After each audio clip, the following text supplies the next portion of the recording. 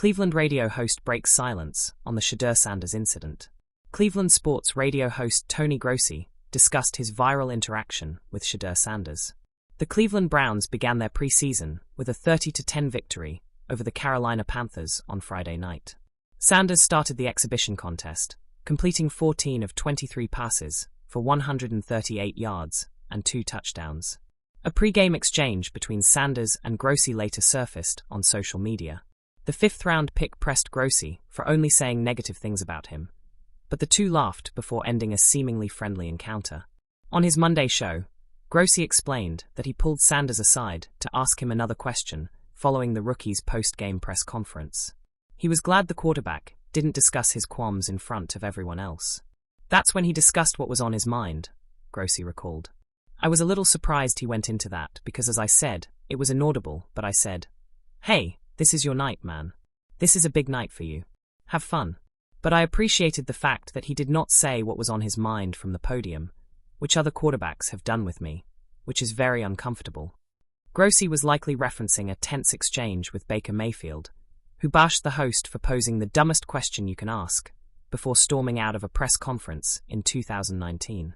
He's grateful Sanders took a different approach, but Grossi wasn't as thrilled about Sanders' brother filming the interaction without his knowledge. "That's fine. Now that I'm aware of it, I'll be a little more careful and everything," Grossi said. But everybody that saw the video, it was good-natured. "I don't know what caused us to laugh. I really can't recall that conversation precisely, but we went on good terms." Grossi reiterated that he was caught off guard by Sanders raising those concerns right in that moment. He initially thought the 23-year-old was joking. "It shouldn't have been that big of a deal on his mind after his big night," Grossi said. "Anyways, all is good. We saw each other today at practice, and we move on." Cleveland Sports Talk Radio has never been shy about turning the city's football news into headline-worthy debates. On Monday morning, the familiar voice of Tony, the Tank, Marino crackled through the speakers of WKLC 92.7 FM, a station known for equal parts sports insight and caffeinated outrage. But this time, Marino wasn't talking about the Browns' offensive line struggles or debating if Nick Chubb would return to peak form. No, today was different.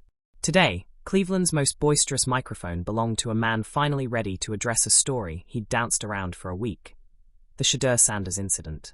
For days, rumors swirled around a heated post-game moment involving the Browns' rookie quarterback. Social media clips showed Sanders and a sideline reporter in an awkward exchange that quickly went viral.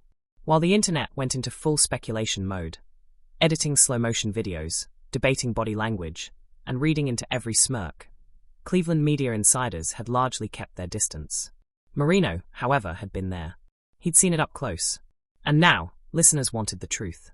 Opening the show, "All right, folks," Marino began, his voice carrying that trademark combination of authority and friendly sarcasm. "You've been asking me about this for a week. My DMs look like the waiting room at the BMV, crowded and full of bad attitudes. You want to know what really happened between Shedeur Sanders and that reporter? Fine. I'll tell you." The phone lines were already lighting up. Twitter was buzzing with the hashtag #TankTellsAll. Marino took a slow sip of his coffee for dramatic effect. "Here's the deal," he continued. "This wasn't about arrogance. This wasn't about Shedeur being some pampered rookie with a famous dad. What I saw was a young quarterback who's got a chip on his shoulder the size of First Energy Stadium, and a city that hasn't figured him out yet." The moment in question. Marino described the scene. The Browns had just wrapped a preseason game against the Panthers, a game Sanders dominated from the opening drive. He'd thrown darts into tight coverage, kept his composure under pressure, and even scrambled for a first down that had the crowd roaring. But in the post-game interview, a question landed wrong. The reporter, a Cleveland veteran who'd covered more losing seasons than winning ones, asked, "Do you think today's performance proves you belong in the NFL?" Shedeur froze, Marino recalled. You could see the wheels turning. His expression said, "Prove I belong? I've been proving it since college. You're just catching up." And instead of giving the nice, humble rookie answer, he gave, well, a Shedeur answer. Sanders had replied with a clipped, "I've been ready. You're just noticing." Then he walked off. The clip made headlines. Sports blogs called it cocky. Fans were split. Half loved the confidence, half thought it was disrespectful. Why Marino stayed quiet? Listeners wanted to know why Marino had waited a week to address it. He explained that in Cleveland, Hot takes have the shelf life of a gas station donut. Quick, messy, and rarely satisfying. I didn't want to throw gasoline on a rookie's first brush with media drama, he said. Let it breathe. Let the kid focus on football. But now we can talk about it, because you're about to see exactly why this might be the best thing to happen to the Browns' locker room in years. A culture clash. According to Marino, the real story wasn't the words exchanged, but what they represented. A culture shift. Shedeur's not here to play the "oh shucks, happy to be here" role, Marino said. He grew up around Deion Sanders. He's been under brighter lights than a Sunday night primetime game. When you've been trained to expect greatness, you don't get rattled by someone questioning if you belong. You answer with fire. Marino compared it to Myles Garrett's rookie year, when the defensive star brought a quiet intensity that reshaped the team's identity. The difference? Marino added. Shedeur's intensity talks back. Out loud. Calls from the city. The show's phone lines exploded with opinions. Derek from Parma. Tank, I love the kid's swagger. We've had enough good soldier quarterbacks who smile in the presser and lose on Sundays. Give me someone who believes he's the best. Laurie from Lakewood. It's not swagger, it's ego. And in this city, ego gets eaten alive unless you win in January. Marino let the calls roll, smiling between takes. See? That's the magic. He's already got you talking about him like he's been here for 5 years. That's leadership through energy. The locker room angle. Marino revealed he'd spoken to 2 unnamed players after the incident. Both told him Sanders addressed the team before the clip even blew up online.